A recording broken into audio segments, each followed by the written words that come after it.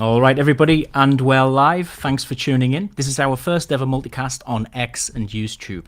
This is co-produced by our head of BD, Sal de Pares, and I'm your host, the man with the face for radio, and your friendly neighborhood guy, Matt Arnold. Today's the Thursday, the 30th of January. If you're hearing about us for the first time, then listen in because you're about to learn a little bit more about who we are. But before we dive in, I've just got a very quick disclaimer that I'd like to go through, and it's around about the token. Due to the nature of some of the conversations that might occur during these cheqdcasts, we'd just like to remind everybody that the check token is a utility token and not a security. We are not offering an investment opportunity, and nothing we discuss today is to be taken as financial advice. And with that, we'll get started. Producer Sal, can you load the intro, please?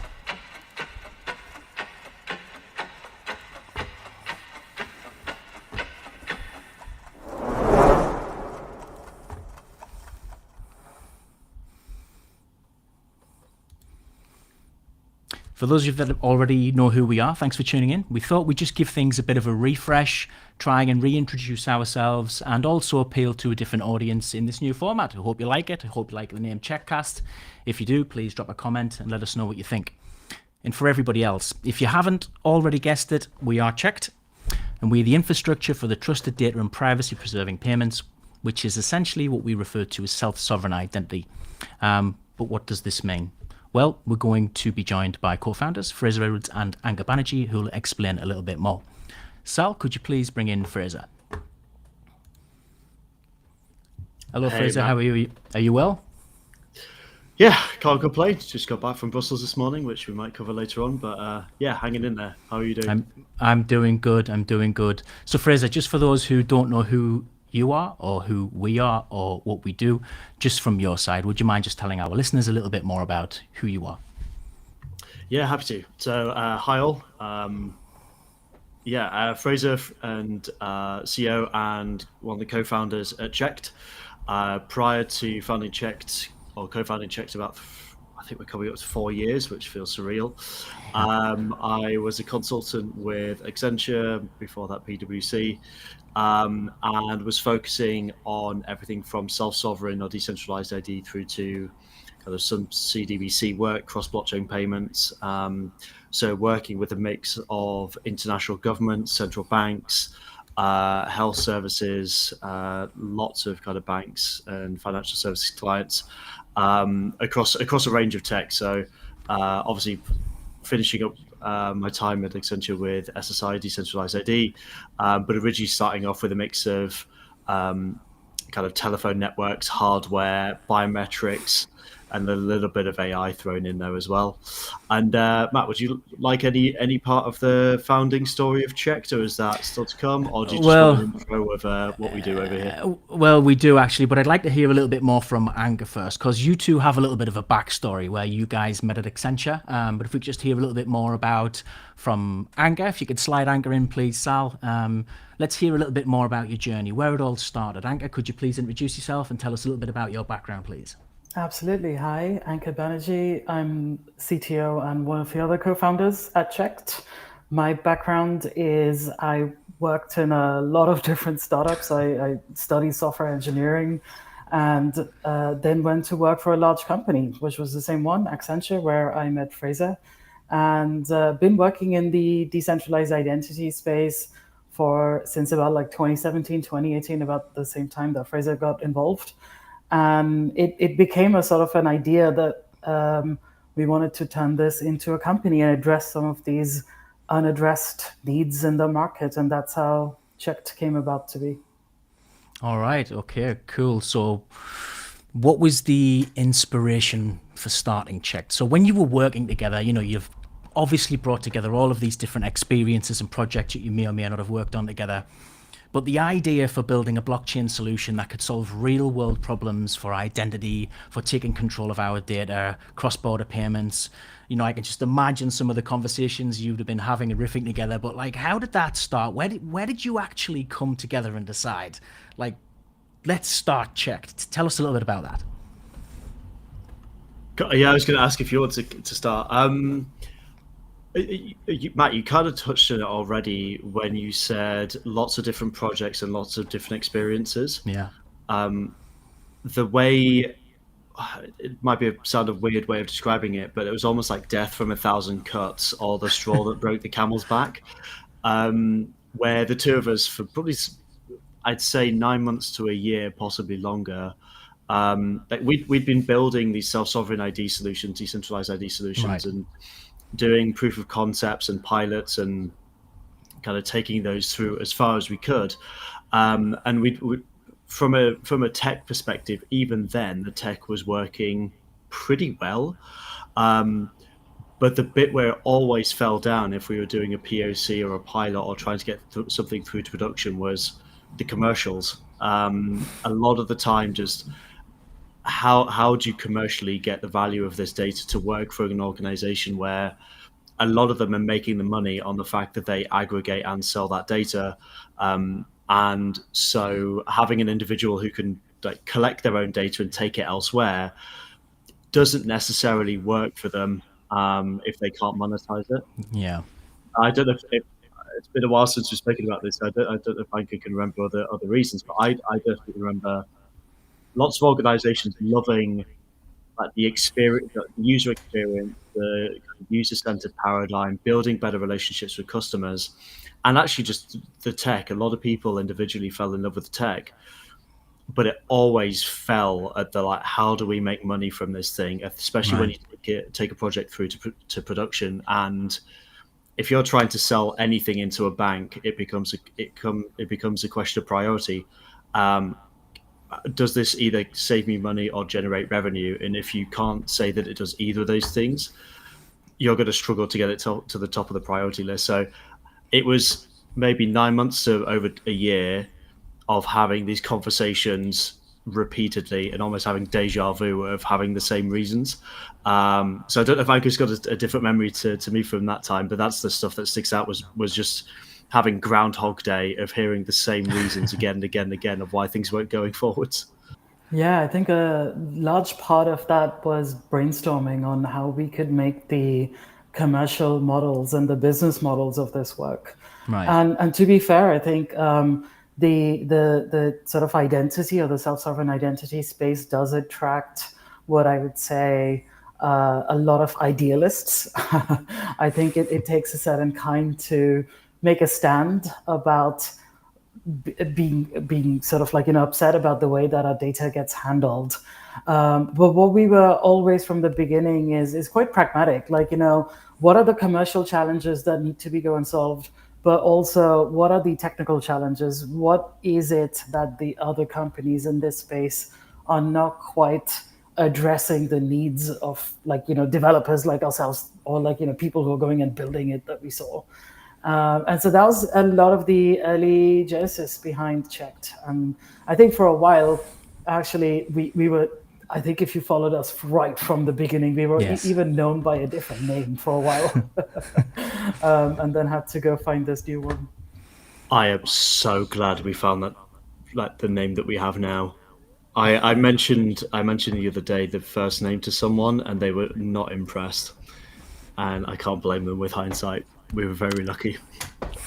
Well, thanks very much for the introduction, fellas. I've just realised here, right, I'm sat here in the studio. You've probably already noticed I'm getting absolutely punished by the sun that's kind of moving over here. And unfortunately, my studio guys left to give us a little bit of privacy. Jack, if you're watching the live stream, if you wouldn't mind just popping back in, please, and see if you can sort this blind out over here. It would be a huge help. Thank you. Here he is. Much appreciated, dude. It is killing me. Okay, so we'll just move on now. So, Anka, I want to know a little bit more about the technology, so we can understand a little bit more about the commercial side, which you're going to look at. I'm going to present a little bit more about the use cases, but what is a brief overview of the technology? What's the underlying technology, which we can expand a little bit further on? How does Checked actually work under the hood? Sure, I can explain a bit of that. So a terminology that you might come across a lot in this chat is something called SSI, or self-sovereign identity. Some other people call it decentralized identity. That's essentially the concept behind how can people own their own data in a portable and tamper-proof format, and be able to take that along to anybody and anyone and prove the fact that this digital credential or the data that they have about themselves has not been tampered with. How do we go and achieve that? So part of that, it does involve a blockchain. So we are very proudly built on a technology stack called Cosmos SDK. This is a blockchain framework that runs on some very, very large, maybe about 100 plus different chains that are built on top of this technology. It consists of the building blocks are things called decentralized identifiers. These are things that are written down to a blockchain and they're cryptographic signatures or proofs. And you also have these things called digital credentials, or sometimes they're called verifiable credentials. And these might be files that you store on your own phone, on your own device, on your own laptop. And this is what contains the actual information. So Right. crucially, compared to a lot of other blockchain use cases, most of your private data does not go on chain. Maybe about like 5% of the activity is happening on chain. Because what you really want to be doing when you're dealing with people's personal data, let's say their education data, their healthcare data, you don't want that to be written on a public blockchain, because you want to give people the possibility of whom do I go and share this information with, and also being able to remove access to that information or go and be able to delete that information. And one thing that blockchains are really well known for is you can't really go and delete information off them. So that's a quick sort of like whistle stop tour about how this self-sovereign identity or decentralized ID technology works with Checked. And I'm sure we'll dive into more later as we go through this. Oh, we definitely will, because it's, although you made a brilliant job of making it sound quite simple, the reality is there's a lot involved in making all of these jigsaw pieces fit together and how it can actually work to help people in everyday lives. So I guess for me is it comes back to like the original burning question about what is identity? What does it mean to me? What does it mean to you? How can it apply to all of the different variations in our everyday lives? And there's lots of different ways we can look at this. So what I'm going to just do now is I just want to load up the website. Sal, I'm going to load up a screen share. If you could just please, when I get rid of that and that. Sorry, I'm juggling my screens here. So I'm just going to load up a... Sorry. This screen here. On that screen there. It closed on me for some reason. It is absolutely typical that this would have happened right now. I want to talk a little bit more about the use cases. So while I'm loading this up and Sal gets the prompt on screen, from a commercial perspective, Fraser, can you just give us a rundown of some of the higher level use cases that people might be a little bit more familiar with in their everyday lives? So there's two that I think I'll lean on the heaviest, mostly because there's either been recent news stories about them in the UK, or myself and Anchor kind of worked on solutions which are either like close or adjacent to them. So the first I would say is mobile driving licenses. Is a great example of, if not exactly the same underlying tech, it is at least it's got a lot of the same principles behind it. Taking so for those who aren't aware, in the UK, and Anchor will definitely remember this better than I do, in the next, I think this year, within 2025, possibly 2026, the government in the UK is going to issue digital driving licenses. So shifting from needing to carry a physical card in your pocket onto something that's digital and on your device. And that kind of principle of digitization of the document is at least part of kind of along the lines of SSI. But the kind of extension where there's maybe a difference is in SSI, you have complete kind of, you're meant to have better ownership and control of that document, of the credential. And there's more, I guess, cryptographic signatures on the kind of credential itself and the data itself.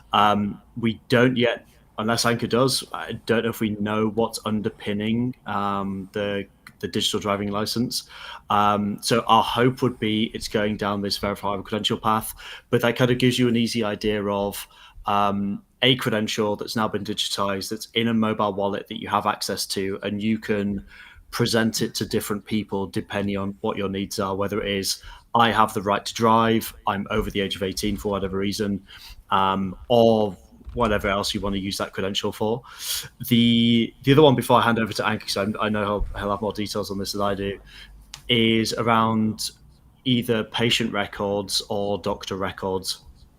So the two of us worked on something with the NHS, which was more focused on doctors. So doctors moving between hospitals in the UK. And it was focused on, instead of having like an envelope or a folder of paper that they'd have to show up to a hospital every time they moved, and then get that verified, get that all checked out, the people there would have to phone up a mixture of different hospitals, universities, get all those credentials verified. Instead, they were moving to a solution where all of this was digitized, again, inside a wallet, and they could send the data ahead of time or show up in person. All of those could be cryptographically verified very, very quickly. And you'd reduce the amount of time it would take to get a doctor onto the ward from multiple days down to like hours. So just having a huge impact. And I think True, who originally came up with some of the idea, estimated at one point it was costing the NHS about 100,000 doctor days a year. So just the numbers are just wild. Yeah. And then you can take that same concept and apply it to medical records, be able to move between countries, move between hospitals, move between public and private.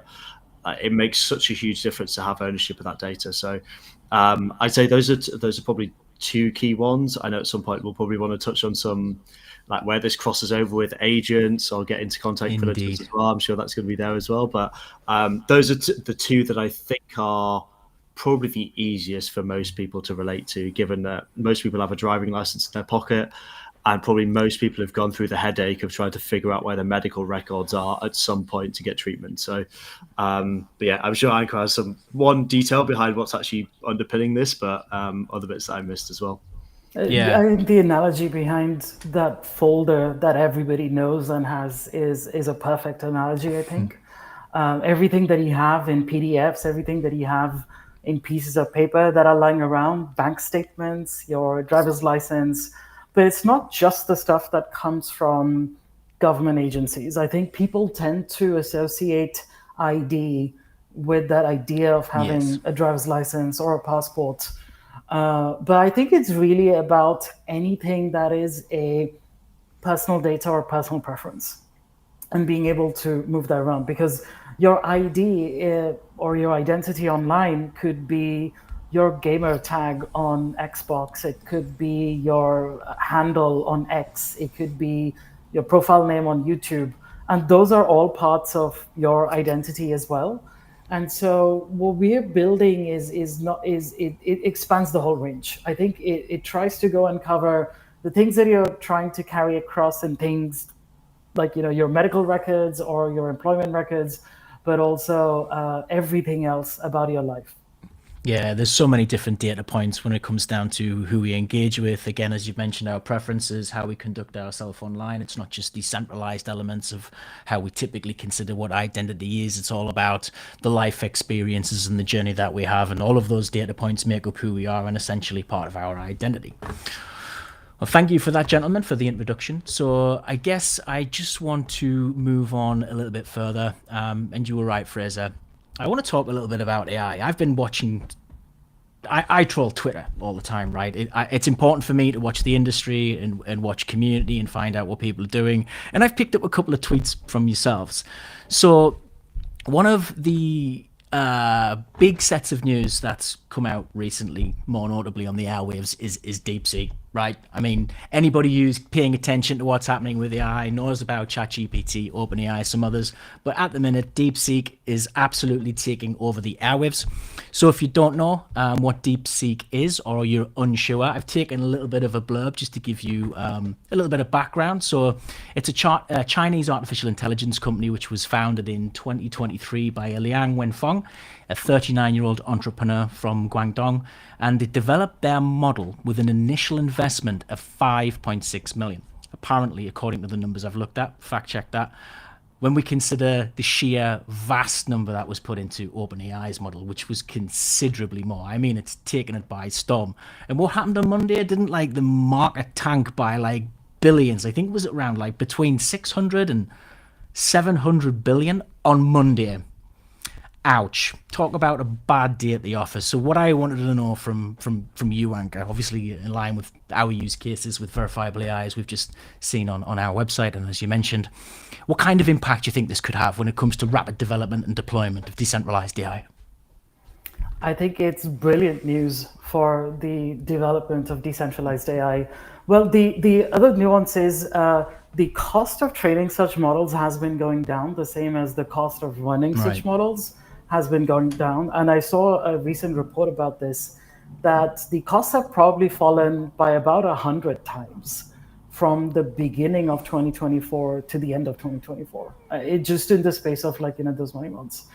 What's exciting about the DeepSeek news is it's a very small and very efficient model. And I think the techniques behind that, because the model itself and the techniques behind it have been open sourced, it's just a matter of time before the other companies that are in this field go and apply that as well. And what I think is quite crucial is, until this point, the only large open source model was Llama from Meta or Facebook. Right. This is a big second model that is also completely open source. And I think it's going to be important because it's hard to train those AI agents, and a lot of decentralized AI projects are going and using these open source models. So the fact that there's a cheaper, better, smaller, much faster performant model that is out there is just going to cause like an arms race where everybody races to try and open source their models or make it available. I think that's pretty fantastic for the space. I've actually been playing with DeepSeek myself and trying to get it to talk about Xi Jinping or Tiananmen Square, and it's quite fascinating actually. If you run it locally, you can almost see how exactly I've seen some of it has had that portion of its memory just like punched out, almost like if you cut out a hole in a map and the AI can see all the roads leading there to that hole, but it can't actually describe what was there in that hole. Yeah, it's fascinating. Yeah, I have seen a few videos sort of floating around on that. But the other things is, I mean, I did actually think it was a huge win, but like there's part of me still thinks it's like, yeah, it's great that we get all of this deployment out there and people can fire up these agents left and right. But I mean, thinking about the risks, but also the opportunities, to start with the positive, is how many opportunities are we going to see from the emergence of this? I mean, if you look at what Sam Altman's latest product, well, it's Operator, right? Which I think it's like a browser-based agent. And I know, Anka, I've seen one of your tweets as well, where essentially we've got companies which are actually blocking this thing at the minute now because it has like root-like access. I mean, the good thing is that they can fire these up and people are going to be able to use them. But then there's the other side of it. If companies aren't going to accept OpenAI or any other ones that fire up lately, I mean, where's the trade-off here? It kind of comes down to how we perceive how the AI is going to behave itself. It comes down to trust. But from a check perspective and from the commercial side, what do you think the opportunities are from this that could present themselves for Check, Fraser? Oof. I thought it was going to be risks first. Risks next. I don't know. They're kind of tied together. But opportunities. I think it comes down to what Anka was saying, which is everything they've applied here can be applied elsewhere, at least the techniques. And I think the best thing is I'd be amazed if this is the last time we see like a step change where someone has applied. I mean, it is basically just pretty obvious scaling and performance improvements that I don't think the way that they built it is obviously like elegant and it's highly technical, but the concepts of how they approached it in the first place are actually like eminently sensible and I wouldn't say that difficult to imagine. And so I think there'll be loads and loads more changes like this, or proposals or architecture proposals that achieve the same thing again. So I think this is going to keep on happening. So to Ag's point, there's going to be like a drop over time, but every so often we're going to see a step down where someone does something like this. Ultimately, I hope this ends up where all of the SSI decentralized ID industry has been hoping for like the last 10 years, which is we actually all get personalized agents to do this properly. So for those that aren't aware, in the whole SSI decentralized ID space, individual personal agents have been spoken about for about 5 to 10 years. And the logic was that if you as an individual become if you have to control all the data that you receive and all the data that you share and manage those relationships on an ongoing basis, it will just become way too much for the average person. However, if you can delegate that authority to an agent that operates on your behalf, and it operates based on rules that you've given it and topics, like you've set the boundaries and it understands how you behave. Easy example, if you go onto a public Wi-Fi, it's going to share fake email addresses, or it's one that isn't going to route into your main inbox. It will give fake names. It will automatically connect to your VPN. In contrast, when you go and interact with your bank, it'll use all of the correct details because it has to. Or if you're ordering something online, it will give your correct postal address because how else is anything ever going to turn up? But it takes the burden of you managing this off your hands, and really should simplify it into where's the value in this? Like where are the exceptions where I need to step in? So my hope with this reduction or this kind of speed is we can get to that a lot quicker. And otherwise, I think the big opportunity is it's reduced the cost so far that it just incentivizes innovation because you're not having to spend as much as you were previously. I totally agree with Anka. I think this has been fantastic for the industry as a whole because it's no longer just everyone around the world funneling money into Nvidia's like stock price. It's instead all that capital should be going into businesses where they can improve their operations, or startups where they're building on top of these tools. I think it's a fantastic move. Nvidia probably won't like it, and the US stock market didn't like it for a day, but it's back on the way up, or it was as of kind of 2 days ago. So yeah, I think it's fantastic. I also think like operator as the feature that got released to describe it, it's basically you describe something to ChatGPT and it can go use a website. I think that's the first example of these agentic systems that we are talking about. And in a way, it's sort of like a play on an old concept. I don't know, in enterprise software, a lot of people have spoken about something called robotics, RPA, robotic process automation for a while, which is teaching a machine learning model to go click the buttons instead of making an API, just automate what a human would be doing. But it's very brittle because it tends to break down if the button moves by a tiny amount. Like a lot of these early systems were recording exactly down to which pixel does it move the mouse and click something. So if the window was just slightly off, it would get confused. What I think was fascinating with one of these operator ideas is it's not just OpenAI. I've seen examples of using operator to say, go use Claude to build this piece of software and then come back and continue it in OpenAI, which is great because actually Claude from Anthropic does really well with coding tasks. So I think we'll start seeing more of that. There was also a project called AutoGPT, which strung together multiple ChatGPT instances to go carry out some action. And I don't know if you've heard of a device called Rabbit, which is it's like an orange-looking device, like very orange. They had a very similar concept. You could define go and something to an agentic sort of like thing, and it would carry out the actions. The very first parts of that are probably going to happen on a website. But the reason why everybody's going and blocking it is because of the legal liability. Like, is it the user or is it somebody carrying out actions on their behalf? The initial response is probably going to be, let's just go block that because it's a cybersecurity risk, or we think we can get money out of ChatGPT. for this. Some of those $500 billion that Sam Altman is getting. And I think it's one of those places where agents will need to start showing the permission slips they have received. Like, being able to show that actually I've received permission from my human to go book a travel itinerary, but this is only valid for the next 2 days while I sort this out. And it's not valid beyond that. That sort of proof of being an approved AI agent, I think is going to be massively, massively huge within the agentic economy. Yeah, thanks. I appreciate you sharing your thoughts on that.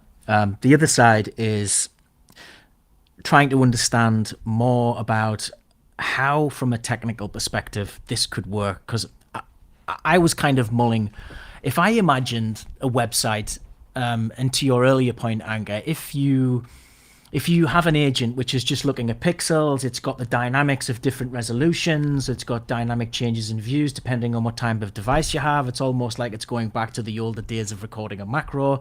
Whereas, how do you think that would actually work on a website? Could it be reduced down to a file, or even some kind of, opening a port? I'm trying to visualize in my head exactly how I would build that out so that I could go for something from website A, I don't know, Amazon, to find me a deal, compare it against something somewhere else, decide based on my parameters what I wanted to do, and then just interact with that. I don't actually visualize it in the end from pushing buttons on a website, but I know it has to start somewhere. So what do you think that's going to evolve into?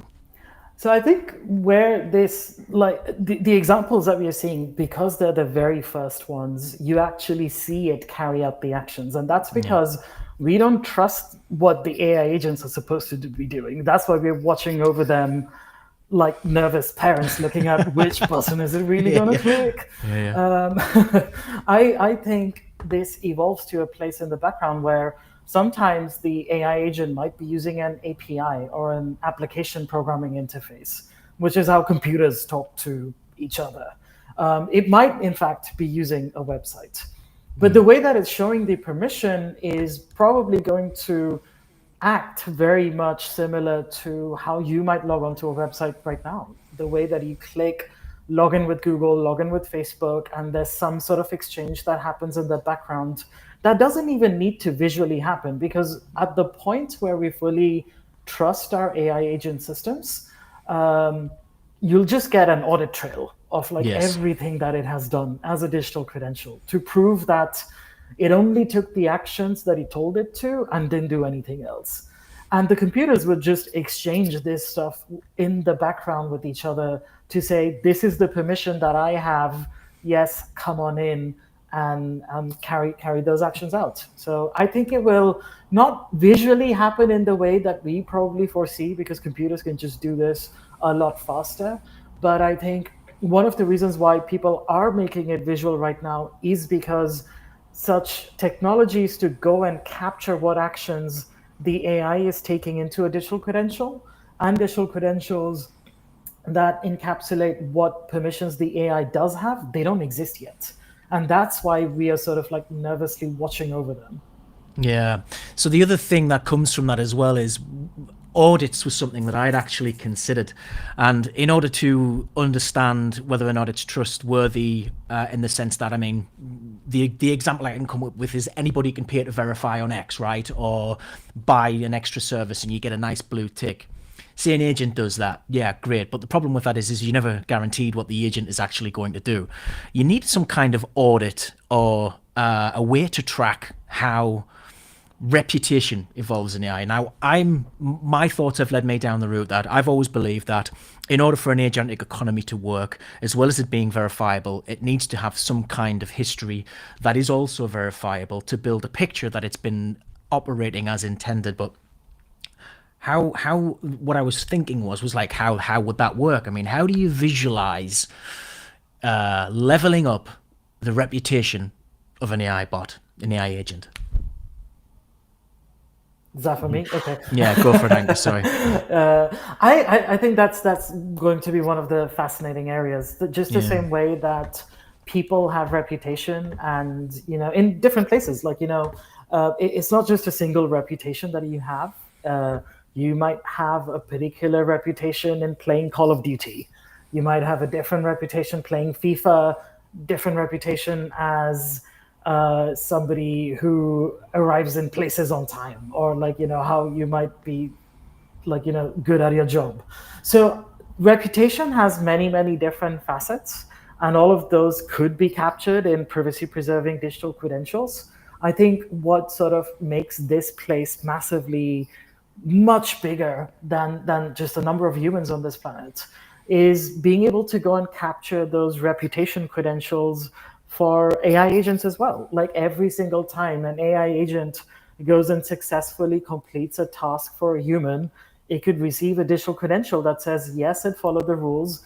The audit trail proves it didn't do much more beyond what it was asked to do, and that it did a good job.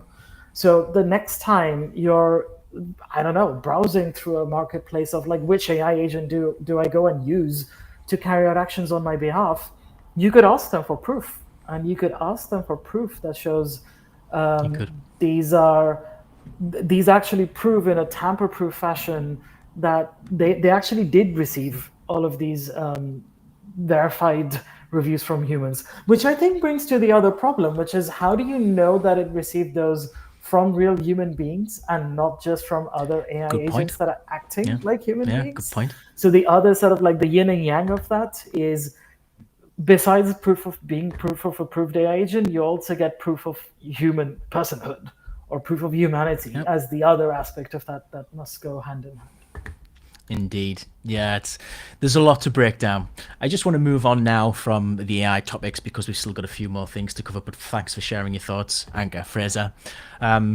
You shared a tweet and a video recently, Fraser, of you having a wander off somewhere to the INAPA dinners and hinting there might be some interesting conversations around EU regulators at a boardroom. I think some people might be wondering what happened at the INAPA Awards. We haven't shared it with the community yet, but could you give us a little bit of an insight of how the day was, for one, any kind of interesting conversations you might have had in the result of the awards? Yeah, absolutely. Well, I think I followed up on Twitter with the results. So we'll rip the band-aid off quickly. So unfortunately we missed out, but we missed out to Nexo and Nexo's payment card. So we were, for everyone's awareness, we were nominated into like the most exciting innovation, I think, or exciting invention in payments. Yeah. I can't remember who the other nominees were, which shame on me. But the winner ultimately was Nexo with their payment card. So to be even considered in that cohort, I think, is high praise, because obviously Nexo, massive established company, and from what I understand, during the victory or kind of acceptance speech, the representative from Nexo said it's taken them 6 years to get them to where they are. With all the surrounding infrastructure of what Nexo has, it took them 6 years just on the payment card. So I think to be considered in that cohort is still high praise.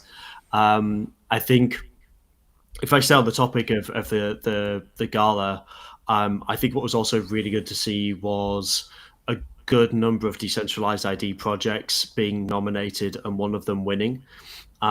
So I think Indicio were nominated in a separate category. Earth ID were nominated and won in corporate innovation, I believe it was.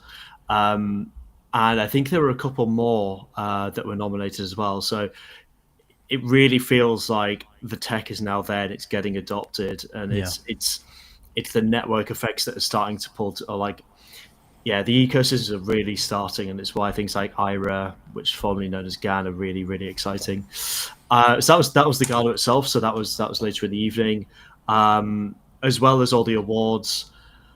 Loads of really interesting conversations. Just got to spend time and a mix of social discussions and spending a bit more time talking through kind of regulations or movements especially in Europe, and how things are shaping up. So some stuff that I definitely can't share because it's very, very privileged information. Before Matt or Eduardo or Sal just kind of shuts the stream down. But a lot of useful kind of market intelligence, and also kind of if I then go back to the regulatory sessions. So a lot of those were focused on MiCA. So Right. for those who aren't aware, and I'm not by any stretch an expert, this is more to do with kind of token regulations inside Europe. From what I understand, if you're involved in payments, I think you're more, I'd need to double check this, but something like under MiFID. Whereas if you're looking at token issuances, tokens kind of offered inside Europe, that's where you're starting to come up under MiCA. And what was really good for us was just understanding a lot more about the landscape and how it's being thought about, how passporting is starting to work, how the regulators are looking at the market evolving, what current state they're at, if there's competition between regulators. So that was interesting as well. But I'd say the biggest part was kind of it kind of validating our approach with respect to MiCA, I think. So what we've been looking at recently, so this is part of the network update that went on late last year, was it allows anyone to use any other token to pay for checked network fees. And one key thing that it opened up was the ability to pay for those fees using regulated tokens. So USDC regulated to some degree in the US. It's also MiCA compliant in Europe. And similar Euro E, I believe it is, by Monerium, is similarly MiCA regulated. And so what that means is for anyone inside Europe who is worried about regulation and worried about token exposure, they're able to use the network without having to worry about anything else. They could be completely comfortable in the regulatory framework that they have. So that was really good. Obviously, it's not like a stamp of approval from a regulator, but kind of be able to talk about this openly in groups like that and get feedback, and also just understand the landscape was really, really good. And hopefully not the last of this year. It's one of the I think we went to 3 or 4 INATBA, EBSI, Europe kind of events last year, and almost every single one we came away with some kind of insight like this of either market intelligence or just a bit of a stronger understanding of where we are, and that's ignoring the other session that happened yesterday, which unfortunately Alex, obviously it's the middle of the night for him, but Alex had a great session with the EU sandbox as well. So I think similarly got a lot better. Well, his was more on the identity side, but and blockchain side, but getting a lot more clarity on how the EU market is working. Yeah, it was an interesting message. I know you've probably dropped your download. I haven't had a chance to share it. I won't go too much into that or try and extract anything from you there, Fraser. We'll kind of move on from that now, but be interesting to see where that develops. And again, I'm positive that it won't be the last roundtable. Well, I want to talk about the network now, Anka. So, I mean, you and the team from the engineering side have been absolutely flat out on this doc merger. The amount of proposals that went in across 2024, across changes for the tokenomics, right the way from identity transactions to EIP 159 style burns, to the changes in gas. And we've just submitted a proposal today for the changes in mainnet, which I believe is for version 3.1.5. If you could just tell us a little bit more about what's in those changes, because some people might be wondering why all the proposals, what do they mean? And yes, we have detailed them. Like, is it coming to an end? If you could summarize this proposal and then let us know a little bit more about what it means for the doc merger moving forward for the remaining part. Yeah, no, we had the main sort of upgrade happen near the end of last year. That was to bring in the EIP 1559 style burns, which has been discussed on the forum. I think it'd be great if Fraser talks a bit about that at the end. But the big reason why we were doing this is a minor upgrade. The main reason we're doing it is, as you might have heard, Doc Network, which is another decentralized identity network, is coming across and using the checked blockchain. So as part of this process, they've been, over the past few months, looking at what it takes to migrate across all of the identity functionality and the token that they had on their network over across to us. So there's been one track that's been going on about the token sort of like, conversions, but on the identity side, they've actually built the functionality into their software over the past couple of months to go and start writing to the checked blockchain instead.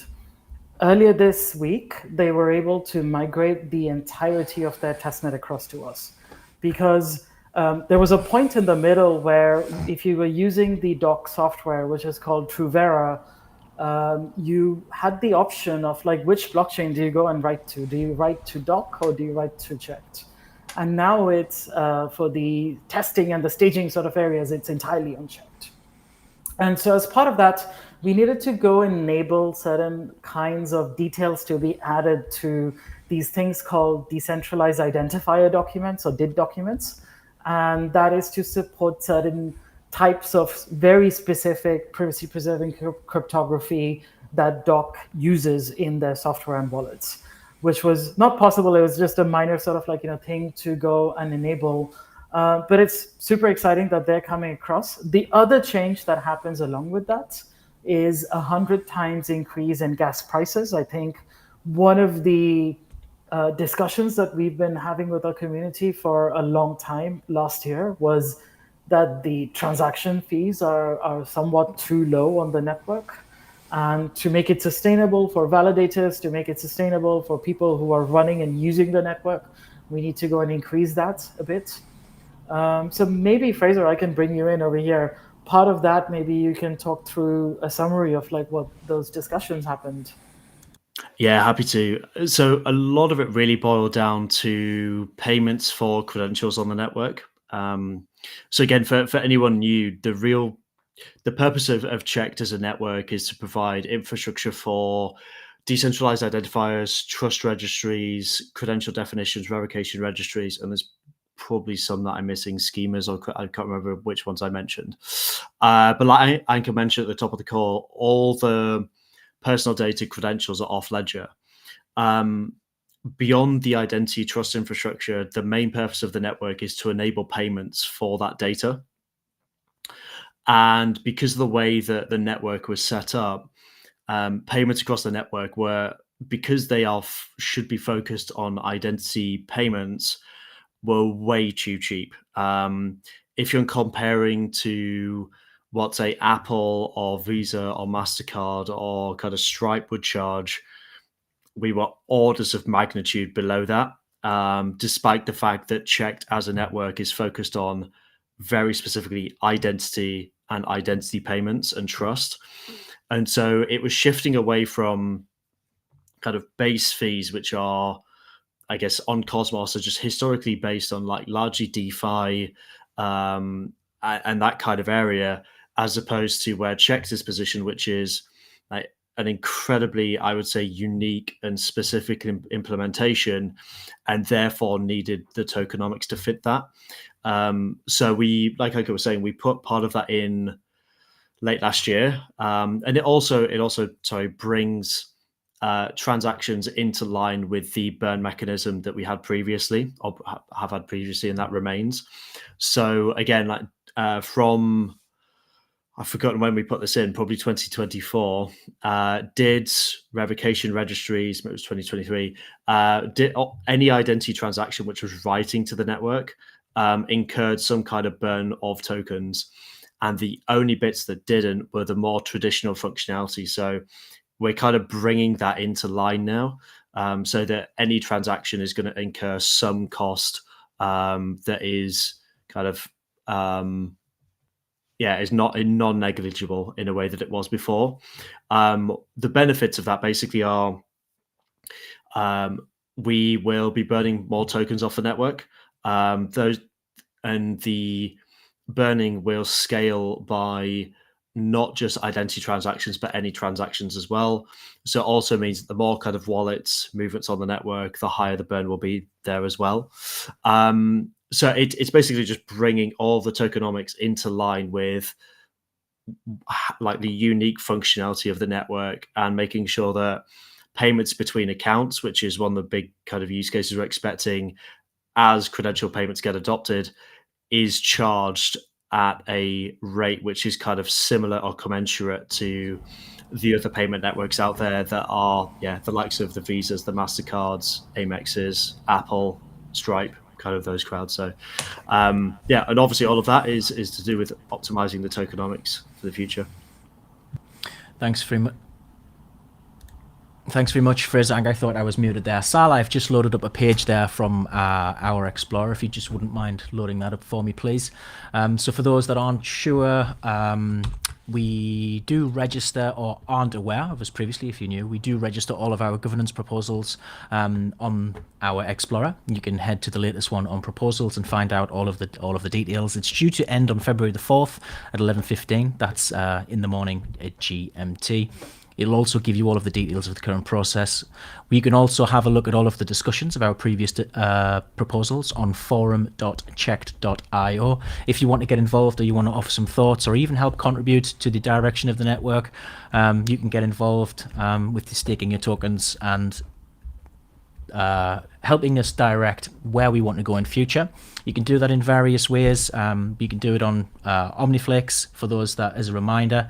You can do it on Leap Wallet Cosmos, directly native in the mobile app. You can also connect using the extension, and you can head over to the Leap Wallet dashboard, where you'll get a list of all of the native Cosmos projects, historic and currently active voting proposals. So if you're interested to learn a little bit more of what's been happening over the history of 2024, feel free to go and have a look. Everything's there. And again, if you want to join the community, Sal, if you wouldn't mind just putting the social links below, you can connect with the team and learn a little bit more and share more thoughts on what these proposals look like, and even why they needed to be done in the past. I'm just going to, if you could just move off this as well, the Explorer, please, Sal, just when you get a moment. And the last items, I guess we did a lot in 2024.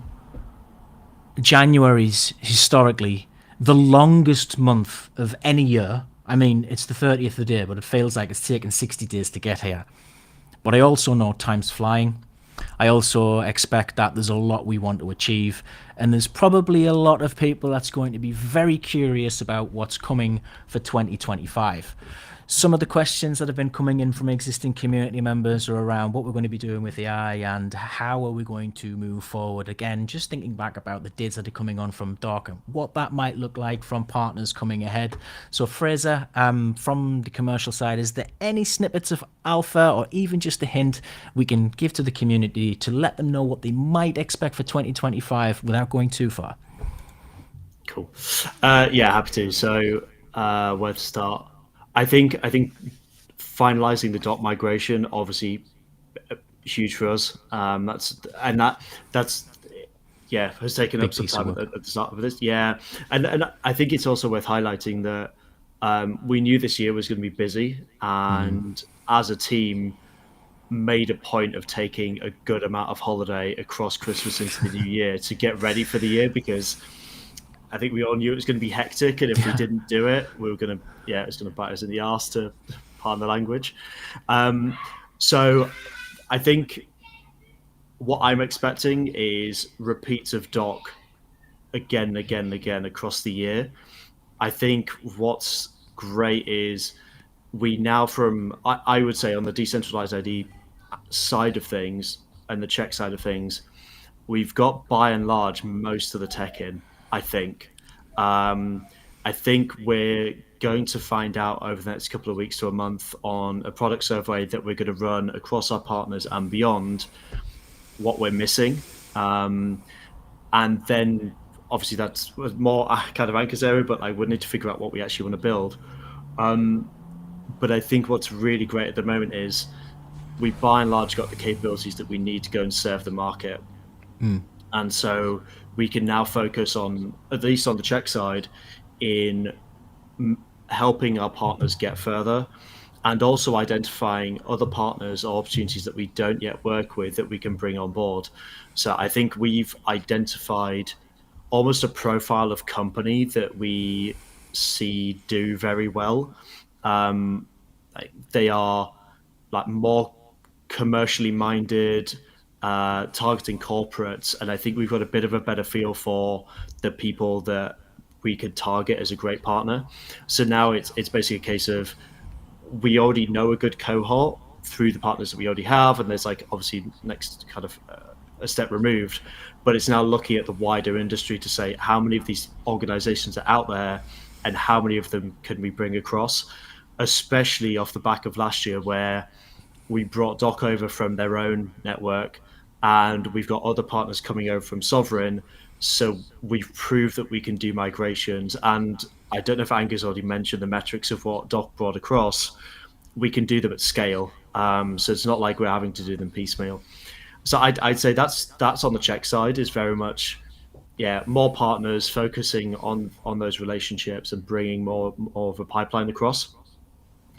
I'd then say it's a bit, I guess, an exploratory area, but it's one that we're pretty certain on, is the intersection between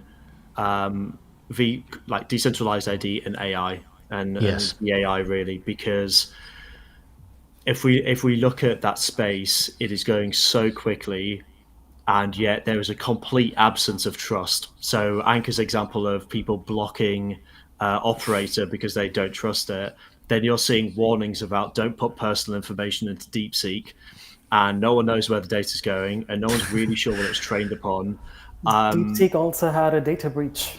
They found Really? they had like databases open, and I mean it was patched up, but like they had unencrypted chat logs that anybody could access. Fantastic. That was quick. Jeez. Sorry, Fraser. Excellent. Continue. No, totally valid. So I think that's we've got areas that we want to explore. So again, Anker's area, but I think there's proof of concepts or solutions that we want to prove can be put together, and then it's a question of how do we bring those to market. Do we do it ourselves? Is that stuff that we do with partners? And in the near term, how do we link that in with that hackathon that I've been mentioning with Dora Hacks, which is nearing finalization? So I'd say cheqd is very much like we've got the tech, now it's getting people on board, especially now we've got all the kind of proof points. And then decentralized ID and AI, kind of VAI, is let's find out solutions that really can make a dent in the market because they're sorely needed. And the scale that everything is, or the speed everything's running at, is it's the perfect time, especially to try and get ahead of what is some slightly terrifying risks that are out there. So I think we're just waiting for one of those to start happening, and then I'd say the content credentials groups are kind of anyone in those groups I think is already aware of how bad this could get, but I don't think everyone else has really got the I think everyone's kind of got their head in the sand a little bit. So I think if we can get ahead of that and get the infrastructure in, one, it'll be great for like the end goal of putting trust into AI and the end goals of like making this all safe. Under that, there's obviously the goal of it would be incredible for adoption as well. So it's an absolute no-brainer. So sorry, I've rambled a lot. No, it's because I'm still shattered from last night and the early morning train. So over to Anker.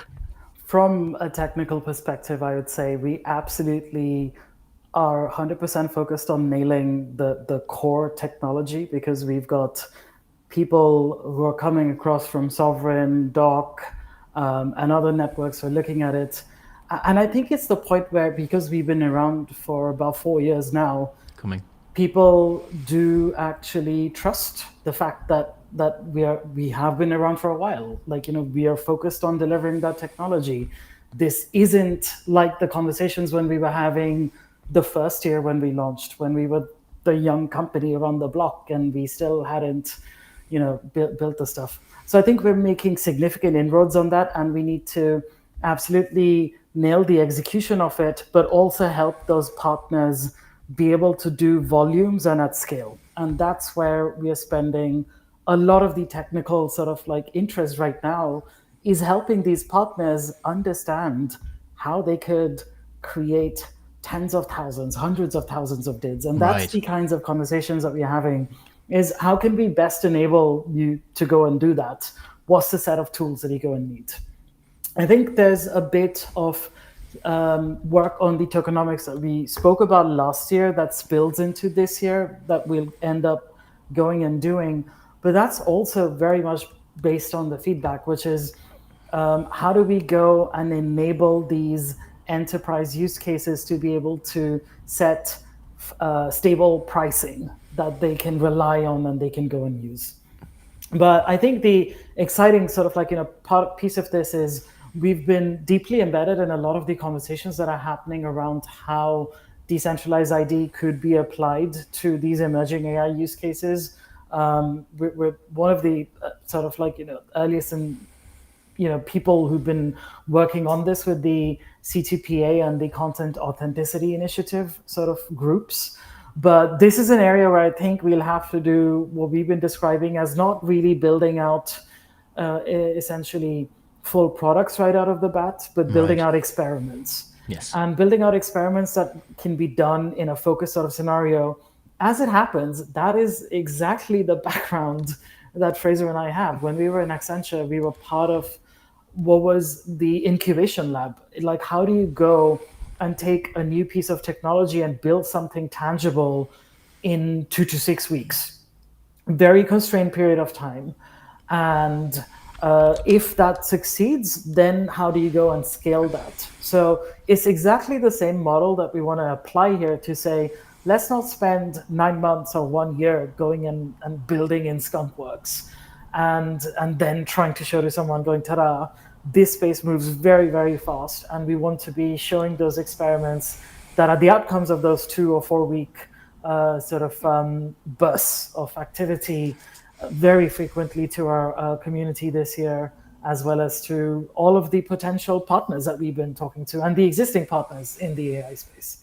And that I'm super excited about in 2025 from the technical perspective. Just to give an example of what Anka was saying around the Accenture innovation side. So I messaged Anka last night because I ran into one of our old bosses at the INAPA Gala. And I would go to basically they were nominated for an award, as well as Paul Thomas being one of the directors. And the project they were nominated for this is me making assumptions, but it's like probably multi-million-dollar, and the impact is colossal. But it started like from a 2-week sprint, and I think it was mostly just like almost from what I assume is like just slides or like a click prototype thing. So there's no tech behind it, but I think just started off with like, here's what's possible, here's what you can do. And now I think it's to do with sustainable aviation fuel, and it's just come from like a prototype, and I think that's what we want to do is just, maybe with a bit more tech and stuff hanging behind it, but like to prove that it's possible, but very, very quick, with the potential to then blow up. Excellent. All right. Well, thank you for sharing your thoughts on that. I mean, I'm just getting conscious of time. We need to start wrapping up. We're over, but there's so many things to unpack here that we haven't even delved into. Future partnerships, the C2PA, content credentials, proof of personhood, possible experiments, like the topics and content we could create from that, like, is just next level. Like, I'd love to have been able to talk more about what's happening at the C2PA. Just in case you didn't catch it, the S25 is going to be launching with content credentials. That's an absolutely massive signal for adoption, especially in the credential ecosystem. That's one thing that I was particularly interested in, and there's so much more to come, but you'll just have to wait for what that is in the future. All right, we're going to wrap this up soon. Sal, Fraser, Anka, do you have any closing thoughts for our listeners? Fraser, you go first. I was just going to say, if you are building in any of those areas that we've mentioned, get in touch. Or if you're aware of someone who is building in any of those areas, get them to get in touch or tell us who they are. Like I was saying, I guess from what I'm going to be busy with this year is probably 2 main things: is getting what we've built out there beyond those people who already know us, or people who haven't seen what we've built in the last year, and updating them and getting them on board. So the more people that we're put in front of, the better. And then the second part of that is anything to do with AI, VAI, agents who can, like, there's no doubt we can bring all the identity and trust side of things if we have willing partners on the AI side, it means that we can get so much more done in a short space of time. So if anyone knows any of those organizations, let us know and we'll be in touch, because yeah, like I was saying, the more of us that are kind of pushing in the same direction, the quicker it's going to go. So those would be my main, I guess, rallying cries or call to actions, because it's, yeah, the more people we pull together, the more impact we can make over the next year. Good call. What about yourself, Mr. Banerjee? Watch this space for some exciting work that we've been doing in the background. Hint, hint, hackathon that we might be wanting to talk about in a couple of weeks. But looking forward to the mainnet upgrade and kicking off the experiments within the team, and hopefully by the next time we have this discussion, we might be in a place to show one of our first experiments. So yeah, looking forward to that. Lovely, brilliant. Fraser, Anka, thanks very much for your time today. We appreciate it. Sal, let's start and wrap this up. So if we can slide them backstage, and I'll start and get a wind down. So just as a quick summary of everything we've discussed today, it looks like Fraser's cooking something with the EU regulators. We're going to get ready for a bigger wave of adoption. It's very clear that there's a rapid development in AI. It's increased the race between OpenAI, ChatGPT and DeepSeek, as well as others. And clearly, as a result of some of the things we've discussed, the agentic economy is starting to heat up. It's already clear to some companies that there needs to be a higher level of functionality, which ultimately means a degree of trust. If you're not already in the community, Sal, if you could just put our socials below. In Telegram at the moment, we're giving away a bunch of check tokens for those who build some decent engagement across X. If you'd like to get involved, just join the channels below. But I'd like to thank you all for tuning in to episode 1 of the cheqdcast. Let us know what you think in the comments. And from myself, producer Sal, and the rest of the team at Checked, have a great weekend. Sal, load the outro.